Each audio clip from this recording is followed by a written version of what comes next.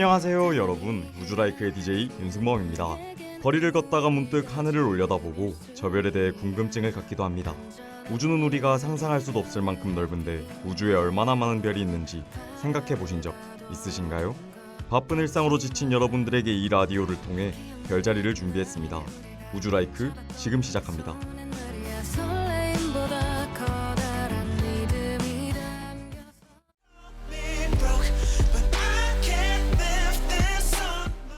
진행에 앞서 오늘 저와 함께 이야기를 나눌 게스트를 소개하겠습니다. 안녕하세요. 안녕하세요. 저는 최수빈입니다. 제가 얼마나 다시 나오고 싶었는지 아세요? 우주라이크 경험자로서 오늘도 여러분께 별자리 정보를 많이 소개해 드릴게요. 시작부터 너무 열정적인데요. 여러분, 다들 오늘이 무슨 날인지 아시나요? 오늘은 5월 8일, 바로 어버이날이에요. 이날은 미국 어머니의 날에서 영향을 받아 생겼을 것으로 추측하고 있어요. 오, 그렇군요. 승범 씨는 어버이날을 맞아 어떤 이벤트를 준비했나요? 어린이날에 해주시는 거 보고 생각해보려 했는데 나쁘지 않게 보냈으니 저도 집에 가서 오랜만에 효도해야겠어요. 잘 생각하셨어요. 그럼 오늘 소개해 주실 별자리는 과연 무엇인가요? 오늘 소개해드릴 별자리는 여름철의 대표적인 별자리 중 하나로 하지 무렵의 자정의 남중이에요. 특유의 거대한 S자 형태의 정중앙에 위치한 진홍색의 1등성 안타레스로 유명하죠. 중국 점성술에서는 안타레스가 불길한 징조로 여겨져서 화성이 안타레스에 접근할 때 왕이 궁을 벗어나면 불길한 일이 생긴다고 하여 각 별이 조심하도록 했대요. 힌트가 너무 어려운 거 아닌가요?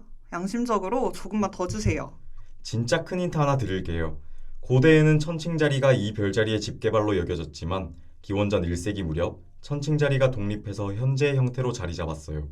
또 이 별자리는 오리온 자리와 더불어 가장 유명한 별자리 중 하나랍니다. 저는 이제 딱 감이 오는데요. 그럼 노래 듣고 오는 동안 어떤 별자리인지 생각해 보세요.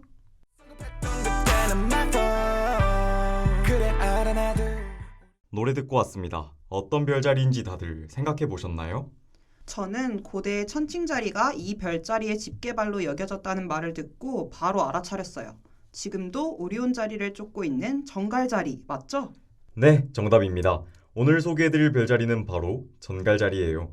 전갈자리는 황도 12궁의 제8궁으로 양력 10월 23일 상강부터 11월 20일 소설 사이에 태어난 분들의 탄생 별자리예요.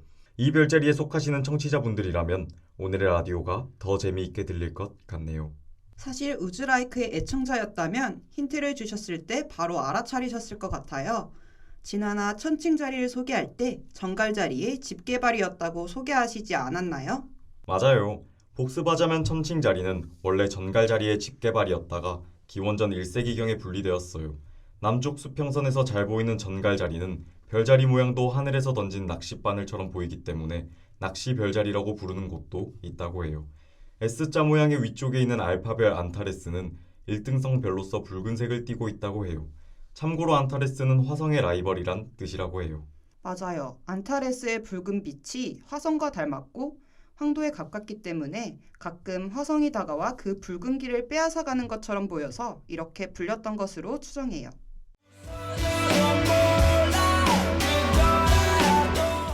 별자리 하면 신화가 빠질 수 없죠. 전갈자리에는 과연 어떤 이야기가 담겨져 있을까요? 전갈자리는 그리스의 사냥꾼 오리온과 관련된 이야기가 가장 유명한 신화로 전해 내려오고 있어요. 오리온은 포세이돈의 아들이고 거인이었으며 매우 뛰어난 사냥 실력을 갖추고 있었다고 해요. 또한 오리온은 수려한 외모도 겸비했다고 하죠. 사냥을 잘했기 때문에 아르테미스 여신과 친했다고 해요. 참고로 아르테미스 여신은 처녀신으로 가족들을 제외하면 유일하게 오리온을 가까이 했다고 해요. 오리온의 죽음에 대해서는 여러 가지 설이 존재해요. 오리온은 아르테미스와 사냥을 함께하면서 매우 거만해졌어요. 자신이 지상의 모든 짐승을 사냥할 수 있다고 호언장담하기도 했죠. 이를 본 대지의 여신이자 질투의 여신인 헤라는 화가 나 오리온을 죽이기 위해 정갈을 보내죠. 이때 오리온이 정갈의 도구로 죽었다는 이야기도 있고 반대로 정갈을 죽였다는 이야기도 있어요. 오리온을 죽인 공적으로 헤라는 전갈을 별자리로 만들어줘요. 오리온을 아꼈던 아르테미스도 오리온을 별자리로 만들어주죠. 오리온은 생전 전갈에 쫓겼던 경험 때문에 별이 된 다음에도 전갈을 두려워했다고 해요. 그래서 정갈자리가 오르는 시점이 되면 오리온 자리가 가라앉기 시작한답니다. 하늘에 놓인 별들 그대의 전갈자리에 담긴 이야기 다들 잘 들으셨나요? 이번 코너에서는 탄생 별자리 중 전갈자리의 특징을 이야기해 보려고 합니다. 지난화에서 천칭자리는 어떤 특징이 있었을까요?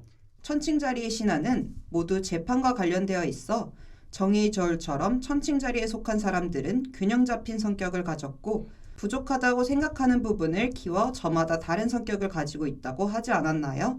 역시 정확히 기억하고 계시네요. 그럼 오늘의 전갈자리는 어떤 특징을 가지고 있을까요? 정갈자리는 물의 속성을 가지고 있어요. 그렇기 때문에 감성적이고 섬세하죠. 하지만 동시에 에너지가 넘치며 목표물을 설정하면 목표를 향해 돌진하는 성격을 가지고 있죠. 겉은 차분하고 조용하고 섬세해 보일지라도 그들의 내면의 에너지는 엄청 열의가 넘치는 성향을 보이고 있답니다. 전갈자리가 다른 별자리와 다른 점은 그 안에 감추는 강도에 있습니다. 정신적으로 강하기 때문에 무언가에 열중하면 목표를 향해 일직선으로 나아가죠. 또 집중력은 엄청나서 주위에서 뭐라고 해도 쉽게 움직이지 않는 성격입니다. 또한 그로 인해 어렵고 힘든 고비를 겪어도 견디어내는 강점도 있습니다. 남들이 참지 못하고 포기하는 가운데 전갈자리만은 인내심을 갖고 참아가면서 노력을 계속합니다. 그리고 극한 상태에서 최고의 힘을 발휘합니다. 잠재 능력이 현격한 차이이므로 주위 사람들이 보통 어려움 없이 해내고 있는 것처럼 보이죠. 하지만 그 힘듦을 속에 감추는 유형의 궁저입니다. 사실은 필사적으로 노력하고 버티고 있는 것이랍니다. 그만큼 스트레스를 쌓아버리는 별자리이므로 주위가 적당히 깨닫지 못하면 폭발해버릴지도 몰라요. 주변에 전갈자리인 친구가 있다면 이런 점을 파악하고 잘 대해주는 건 어떨까요? 묵묵히 자기 일을 하는 것처럼 보이지만 사실 많이 여린 사람들이니까요. 우린 참 별나고 이상한 사이야. 오늘 정갈자리에 대해 다양한 지식을 얻고 가네요. 이제 오늘의 키워드를 설명하는 시간 맞죠? 오늘의 키워드는 바로 해시태그 대폭발입니다. 빅뱅 우주론이란 말 한 번쯤은 들어보셨을 텐데요. 이것이 바로 우주 대폭발입니다. 빅뱅 우주론은 오늘날 관측되는 우주의 팽창성을 토대로 추정되는 우주의 기원가설로 이를 되짚어 태초에는 모든 에너지가 한 점에 모여 있었으며 이것이 137억 9,900만 년 전 대폭발을 일으켜 우주를 형성했을 것이라는 이론입니다. 맞아요. 과거 1927년 벨기에 레번 가톨릭 대학교의 조르주 르메트르라는 물리학자 겸 신부가 처음으로 주장하였고 이것이 현재의 빅뱅 이론으로 발전했어요. 빅뱅 우주론이 정설로 자리 잡은 현재와는 달리 당시 르메트르가 처음 이 이론을 주창했을 당시에는 빅뱅은 마치 그리스도교에서 말하는 절대자의 천지창조, 곧 창세기의 빛이 있으랴를 연상케 하는 부분이 있어서 과학계로부터 심정적인 저항을 많이 받았어요. 하필이면 르메트르가 가톨릭 사제였던 것 역시 과학계에서 편견을 가지기에 좋은 조건이었죠. 그러다 보니 당연히 처음부터 수용된 것은 아니며 빅뱅 이론과 반대되는 정상우주론, 곧 우주가 예전부터 그 상태 그대로 유지되고 있다는 이론과 한때 팽팽하게 대립했어요. 르메트르도 이와 같은 사정을 모르지 않았기에 과학으로서의 우주론과 신앙으로서의 창조는 전혀 연관이 없으며 연관 짓지도 말아달라고 교황청과 과학계를 설득하는 한편 본인도 물리학자로서 빅뱅 우주론에 관해 말할 때는 성직자로서의 자신을 최대한 드러내지 않으려고 애썼다고 해요. 조르주 르메트르는 모든 것을 최초에 상상할 수 없을 만큼 아름다운 불꽃놀이가 있었습니다. 그 후에 폭발이 있었고 그 후에는 하늘의 연기로 가득 찼습니다 라는 말을 하며 자신의 빅뱅 우주론을 설명했어요. 와, 1933년 윌슨산 천문대 세미나 발표에서 한 말 아닌가요? 정말 유명한 말이죠. 이제 노래 듣고 한울스 플레이리스트 코너로 넘어갈게요. We're both acting insane, but you're stubborn to change. Now I'm drinking.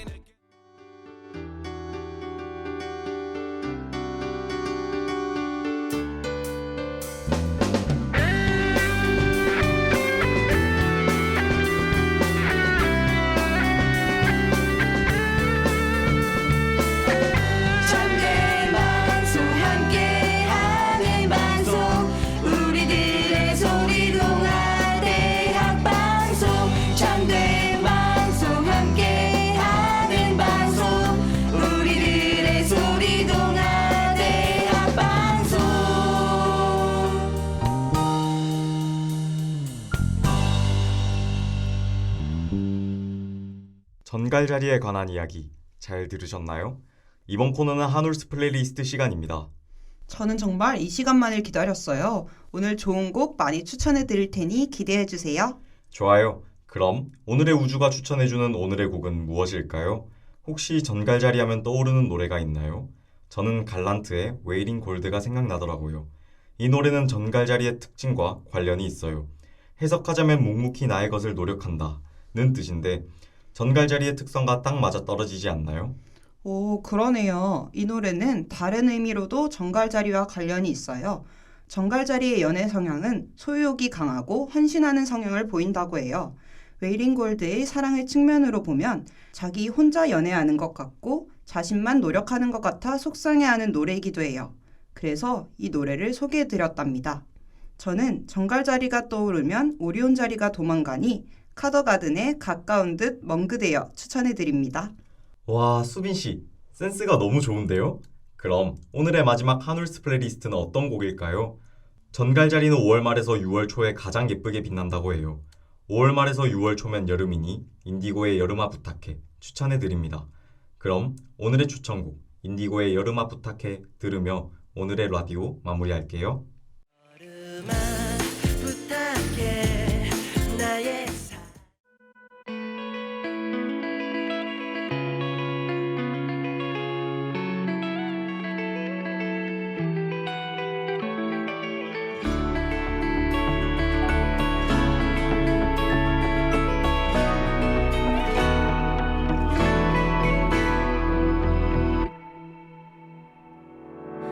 생각이 많은 오늘 소개해드린 정갈자리 편 다들 재미있게 들으셨나요? 버나드 베일리는 우주의 중심을 발견하는 날 많은 사람이 자신이 그 중심이 아님을 깨닫고 실망하게 될 것이라고 말했어요. 즉 발견되기 전까지는 자신이 우주의 중심이라고 생각하고 살면 된다는 거죠. 여러분 혹시 요즘 힘든 시간을 보내고 있나요? 사람 마음을 단단히 굳히는 것도 덤덤하게 만드는 것도 결국 시간이라고 해요. 힘든 일이 있더라도 자신의 중심을 지키며 오늘도 파이팅 하자고요. 오늘의 라디오를 다시 듣고 싶으시다면 유튜브와 다오미디어 센터 홈페이지를 방문해주세요. 지금까지 제작과 송출의 황수빈 PD 수고 많으셨고요. 저는 우주라이크의 DJ 윤승범. 최수빈이었습니다. 다음 주에 만나요. 안녕.